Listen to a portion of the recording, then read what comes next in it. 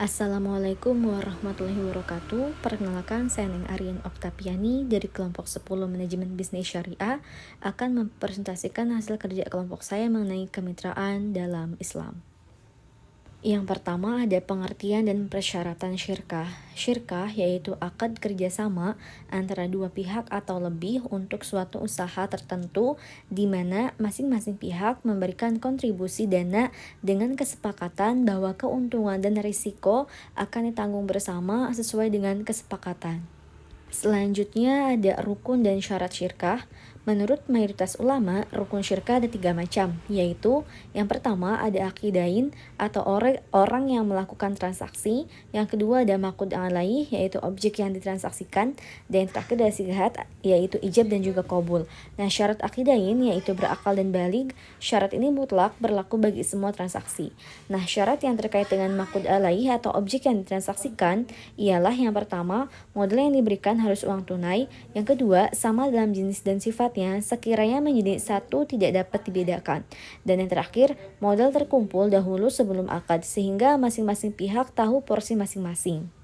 Yang keempat, ada syarat sighat atau ijab dan juga qabul. Yang pertama, adanya kejelasan maksud antara kedua belah pihak. Kedua, adanya kesesuaian antara ijab dan qabul. Adanya pertemuan antara ijab dan qabul. Adanya satu majelis akad. Dan yang terakhir, adanya kesepakatan antara kedua belah pihak, tidak menunjukkan penolakan dan pembatalan dari keduanya. Selanjutnya, ada hukum dan pembagian syirkah. Nah, yang pertama ada dasar hukum syirkah yaitu Al-Quran. Terdapat pada Quran surat Shad ayat 24 yang artinya Daud berkata, sesungguhnya dia telah berbuat zalim kepadamu dengan meminta kambingmu itu untuk ditambahkan kepada kambingnya, dan sesungguhnya kebanyakan dari orang-orang yang berserikat itu sebagian mereka berbuat zalim kepada sebagian yang lain, kecuali orang-orang yang beriman dan mengerjakan amal yang soleh, dan amat sedikitlah mereka ini. Dan Daud mengetahui bahwa kami mengujinya, maka ia meminta ampun kepada Tuhannya lalu menyungkur sujud dan bertaubat.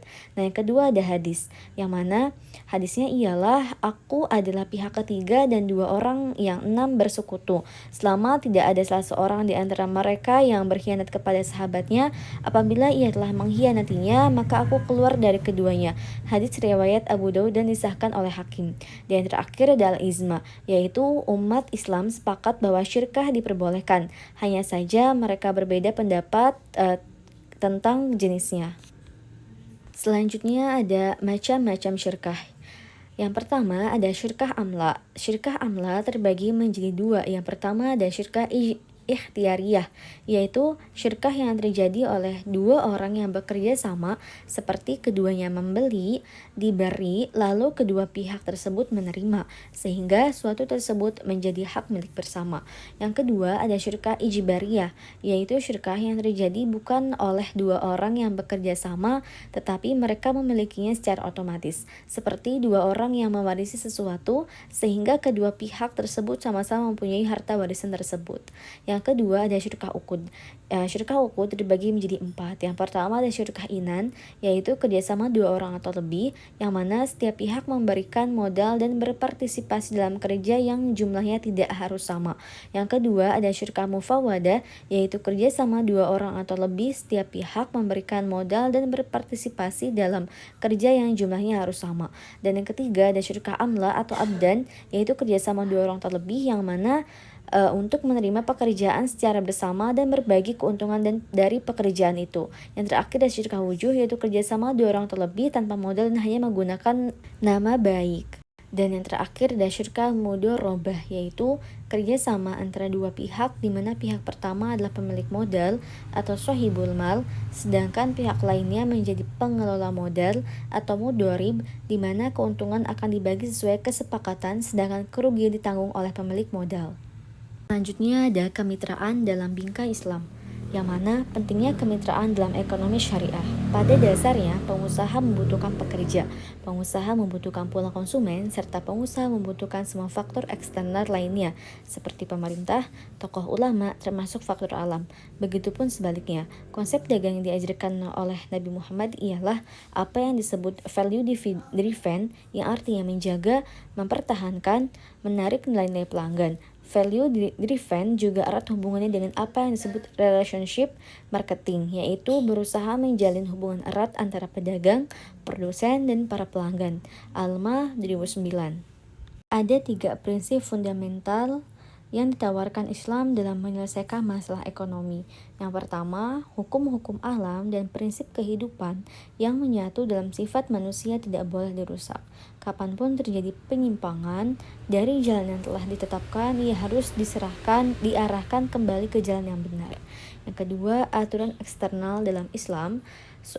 Dalam sistem sosial saja tidak cukup, perlu reformasi moral internal pada setiap individu. Jadi kejahatan dalam pikiran manusia ditindas dari akarnya. Yang terakhir yaitu kewenangan dan kekuasaan koersif atau tindakan memaksa dari pemerintah tidak boleh digunakan kecuali terpaksa. Selanjutnya ada alternatif sumber modal usaha melalui kemitraan, yang mana alternatif kemitraan dalam pengembang usaha kecil dan mikro bukan dimaksudkan untuk memanjakan atau pemihakan yang berlebihan, tetapi justru upaya untuk peningkatan kemandirian pengusaha kecil dan mikro sebagai pilar dalam pembangunan ekonomi kerakyatan. Strategi peningkatan skala usaha dan akses permodalan dengan penyaluran kredit program, jika tidak dilakukan dengan konsep kemitraan sebagaimana mestinya, pada akhirnya malah akan menyisakan masalah kredibilitas tersendiri. Dalam konsep kemitraan, semua pihak harus menjadi stakeholder dan berada dalam derajat subjek-subjek, bukan subjek-objek, sehingga pola yang dijalankan harus dilandasi dengan prinsip-prinsip partisipatif dan kolaboratif yang melibatkan seluruh stakeholder dalam kemitraan yang dijalankan. Cukup sekian presentasi dari saya, kurang dan lebihnya saya mohon maaf. Semoga bermanfaat dan juga dapat dimengerti bagi teman-teman semua.